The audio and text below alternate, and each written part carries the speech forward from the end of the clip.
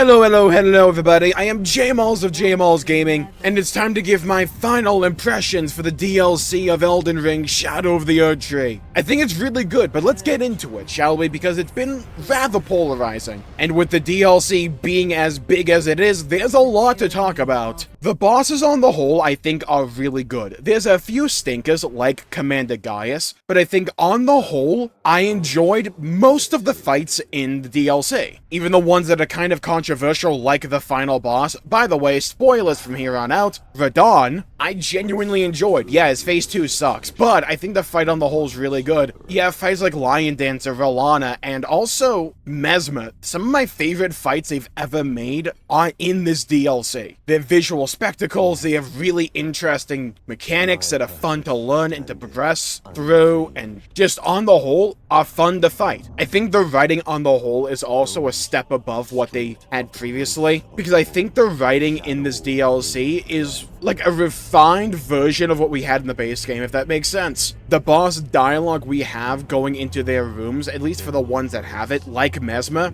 is really good. You have Egon's famous lines, "Curse you, Baal!" And the characters on the whole in this DLC are some of my favorite characters they've ever made. It goes to show how Fromsoft do character design and character development. They don't need a lot of lengthy cutscenes or anything, because they're really good on instilling a personality and an interesting story on a character and not needing much more to go on with that. And that's kind of epitomized with this DLC. We have a kind of a ragtag group of Mika followers, tier 3 subs basically, that we pal around with, go around the Land of Shadows, and you can choose to progress their individual storylines, which I really liked. And I liked the fact that they were labeled on the map, and the way it all culminated with that final fight against everybody, but you could have Ansbach and Talia in your corner, was great. It goes to show that not every big encounter in a Fromsoft game has to necessarily have a big health bar. You can do events like this, even if they're one-off, and they'll be cool and fun and interesting, and culminate a bunch of stories that you chose to progress throughout this game. Shadow of the Erdtree kind of follows along the same way to reward exploration and populate the open world as the base game does, in that a lot of the time they use putting a boss at the end of the tunnel as a reward in and of itself. They do that a few times. You have that entire quest line with the guy who's a little bit too into fingers that culminates in Matir. And while I'm not that big of a fan of that fight mechanically speaking, visually it's really cool. Or you can go to the flooded ruins of the Shadow Keep, find a way to unflood it, keep going down, and you run into the Scatter Tree avatar. Like, these are really cool moments that you can find organically or just miss out entirely. And that's always one of the things I really liked about Elden Ring. There's so much in it, but you don't have to experience all of it, because it allows your playthrough, if you want to play like this, to where you can organically discover these really cool things by going out of the way and indulging in a sense of wanderlust. Or if you do go out of your way, like I kind of did, to find all of these bosses, and you look up a guide that's like, okay, how do I do this? Oh, there's the boss over here, sick, I'll go there. It's still a good journey, and I like the way the world changes over time, and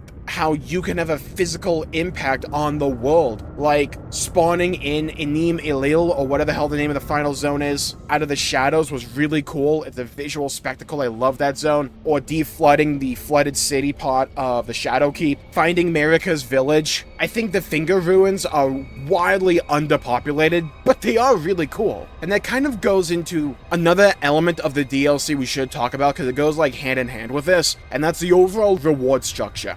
I think it's really on and off again. Some people call it bad across the board. I disagree. I think really early on, especially like at the beginning where they're just throwing all the new weapon classes at you, the reward structure is pretty dang good. It kind of falls off a little bit near the end, not entirely. Like, you can still find Aponia in the final zone, but there's a few key locations that I think it makes sense why these are empty story-wise, but at the end of the day, it's a video game, that doesn't matter, at least to me. Places like the Abyssal Woods or like the Finger Ruins or, you know, the mountain that Bale is on, that one I'm kind of fine with, but namely the Finger Ruins and the Abyssal Woods, there could have been more here. I'm just thinking of all the cool, like, Frenzied Flame rewards you could really put into the Abyssal Woods. I like the fact they are trying to experiment with different ideas. In the Abyssal Woods, you have those enemies you can't really kill, unless you want to parry them, I guess. Or you hit, like, a glitch. But the idea is that these guys are invulnerable, you have to sneak around them. It's a good sense of tension, but again, when you have a zone that big, that can kind of outstay its welcome, and it kind of did for me. Maybe if you make it more condensed, or you add more rewards for exploring that larger chunk of real estate that is devoted for the Abyssal Woods, then that would suffice, because there's some really cool environments there, and I love the mana that you fight Midra in. I think when it comes to the actual level design, like I said, it's hit or miss, because the reward structure is what will carry really good level design in Elden Ring, because it's a big RPG, but there's also a lot of moments that feel very reminiscent of Dark Souls 1 to me. You have that castle leading up to Valana, which screamed Dark Souls 1 to me with the enemy placement and all that, and the overall pace of the combat there as well. I really like that element, that they're not afraid to put you on the back foot in that regard, and to have enemies jump you. No enemy really felt overly annoying to fight, besides those like Hornsend warriors of the elements in the final zone. They're doable, but they are kind of a little bit annoying, like mini bosses pretty much. But I did like how some of the more minor enemies had mechanics of their own, like some of them had ground stomps and all like that. That was interesting. God, I remember very early on in the DLC, I found one of the jaw dungeons in the first zone, and good God, this nondescript cave entrance in the middle of a cliff. And you just go down it and you find this wildly big, just jaw dungeon. It has like parkour in it. You can jump down the various jaws to go to different levels. And while I did say that the reward structure is a bit hit or miss, I think I can understand some of it, because the DLC is designed to be played after you have beaten Mohg and Radahn. Pretty much late game. Chances are you already have your build set in, so there's not much the world can reward you with that would be truly tantalizing and incentivizing. Like, they can give you higher grade smithing stones, I get that, but I can understand that you're not really going to be able to make the reward structure that compelling on a consistent basis for everybody, just because of the sheer breadth and variety of builds that are in Elden Ring, and that being expanded on in the DLC. And with this being at end game pretty much, your build is probably already locked in, so it's not like early game where you can go any which way you really want, especially since weapons aren't really all that viable until you level them up. So when you get a new weapon, one, if it's not your build, you just immediately forget it, or it will require a lot of investment to then be able to be used, which can dull the impact of finding a new weapon. I think there's some really cool armor sets, Rakshasa being one of my favorites. But yeah, it's a problem, but I can understand how the problem came about. There's a larger discussion to be had about the difficulty of the DLC. I think on the whole it was fine, right? But I think we have seen this kind of turn in the community to where before in the base game, a lot of conversation was surrounded on skill issue, but also this whole conversation about whether or not people should use magic or summons and stuff like that. And I think it became extra clear to a lot of people in the DLC that this stuff is there for a reason. You cannot convince me that Bale the Dread was not designed to be fought with the Egon summon. That summon is 100% intended to be used in that fight. I think it makes the fight better. I didn't use summons on the other fights, really, outside of one pull and command of guys that ended up in a wipe anyways.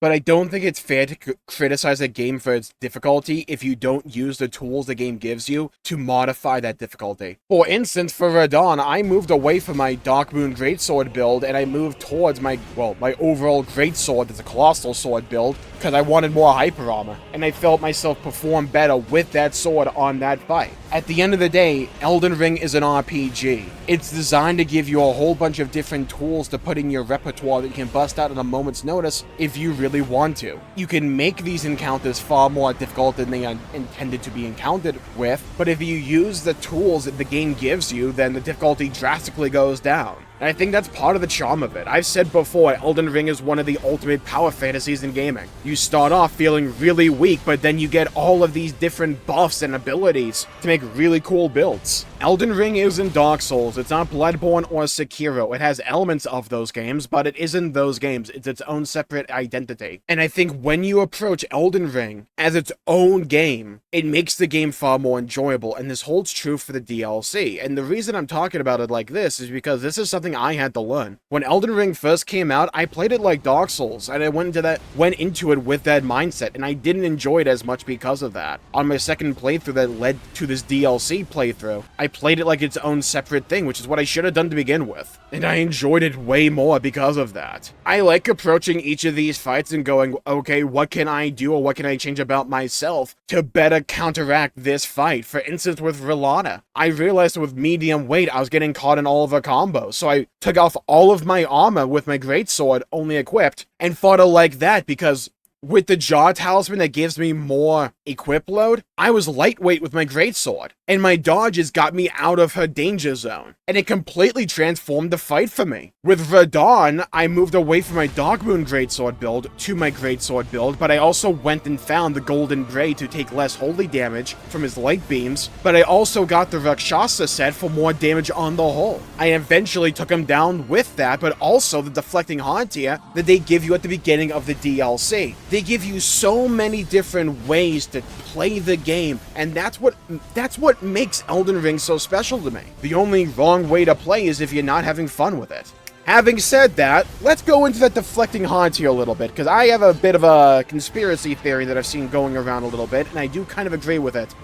They want to make Sekiro 2 so badly, you cannot tell me otherwise. They give you the Deflecting Hauntia off the first, furnace guy that you meet. It's almost like they intend you to use this thing, because it completely changes the encounters in this game. Radahn with the Deflecting Hauntia is a completely different fight. I swear to God, those combos, you can deflect the light beams. And deflecting them isn't that hard. You kind of just spam the button. It's so forgiving. There's so many encounters in this game where if you're just trying to dodge them with a dodge roll, they can feel overwhelming. Can you do it? Yes. But if you tackle it kind of like Sekiro with the Deflecting Hauntia, it changes it completely. And the pace makes a lot more sense, because the pace of these fights is really fast. And when you see some of the mods people have done, where they put the DLC fights into Sekiro, it works perfectly. I think on the whole, some of these fights are a little bit too fast, especially Radahn Phase 2. I think that fight has its other issues that I've tackled in my tier list video for all the bosses, like visual clutter just being bad. Because I actually really like Radahn Phase 1, funnily enough. I really, really like that phase. And I like the mechanics in Phase 2, it's just the visual clutter's too annoying, and they're a little bit too fast. But again, with Deflecting Hauntia, it makes a lot more sense. Especially when you God counter with Deflecting Hauntia. At certain parts in the combo, you just happen to be under the sword slashes. I'm not saying you can only play the game like this, I'm just saying,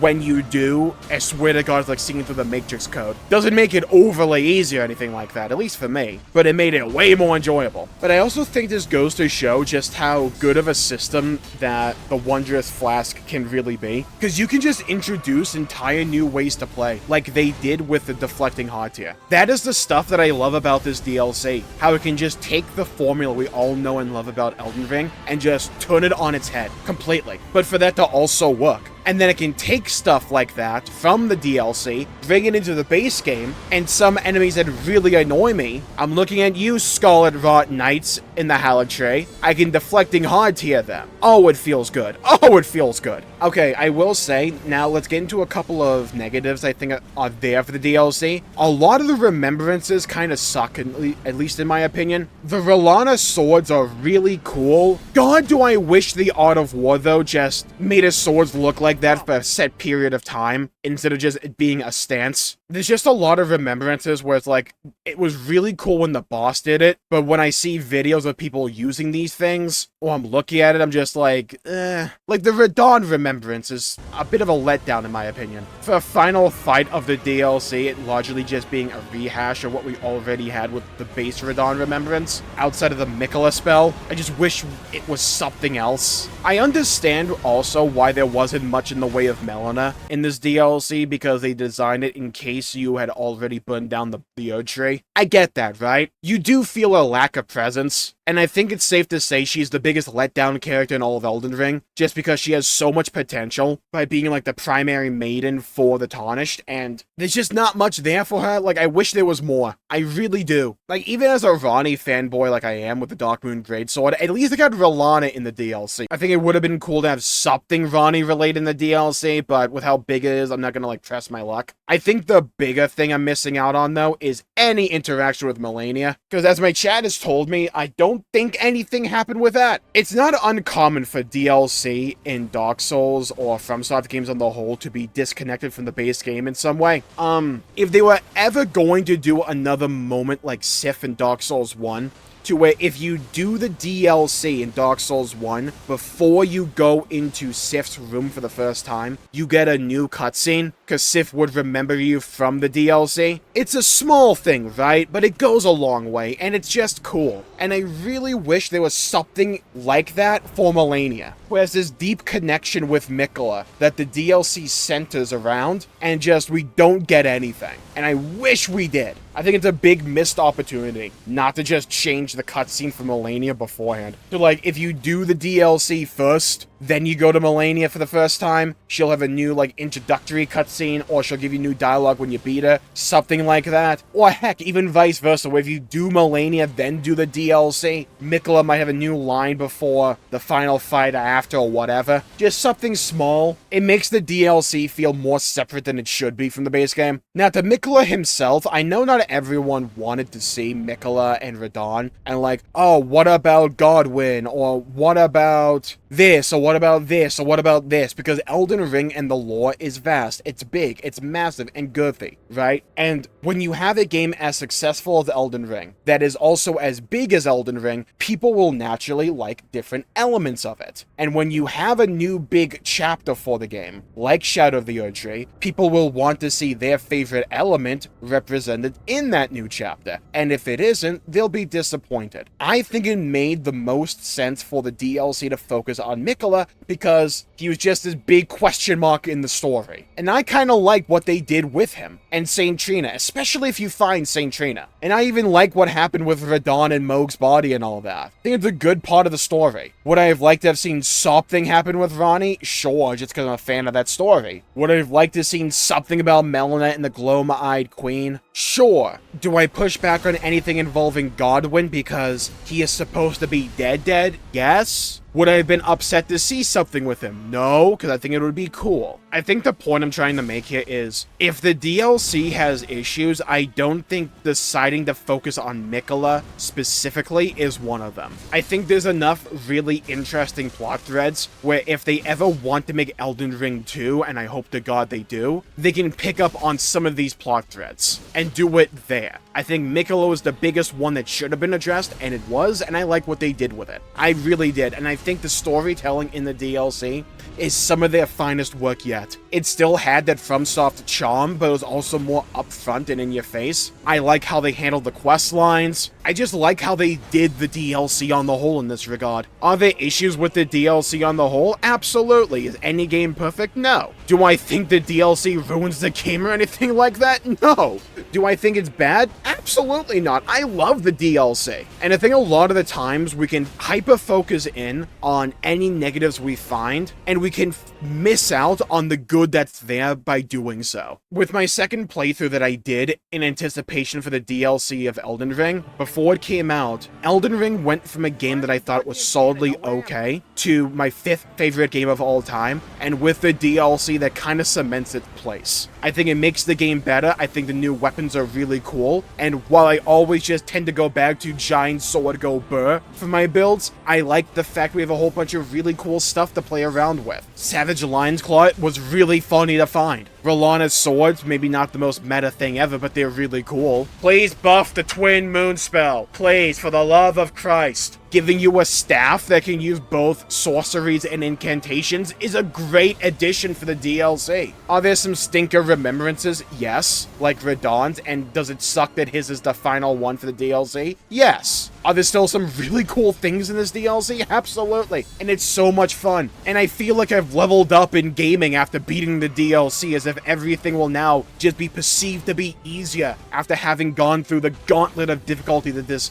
DLC was. I'm not joking, every other game feels like it's in slow motion to me now. It's pretty funny. So yeah, while there's some like conversations that can happen and should happen when it comes to the DLC maybe being too fast-paced for its combat, especially in fights like Rellana maybe, or especially Phase 2 Radon, for me, I think it's safe to say that the DLC lived up to its expectations for me. And I can't say that it did that for everybody, or even for you, but for me, and for the expectations I had going into it, I got what I wanted out of it. And my biggest takeaway now is I desperately want to see what their next game is. For the love of God, I am so curious what they're going to do. I know I said I want Elden Ring 2 before. I don't see it being the next game, but I'm so dang curious if they're going to do something in the style of Bloodborne, in the style of Sekiro, or another game in this style of the Dark Soulsian combat, or something completely different and new. I just so desperately want to see what has become one of, if not my favorite game developers out there with Fromsoft, what they're going to do next. And with that, I'll call the video there for the day. And leave a comment down below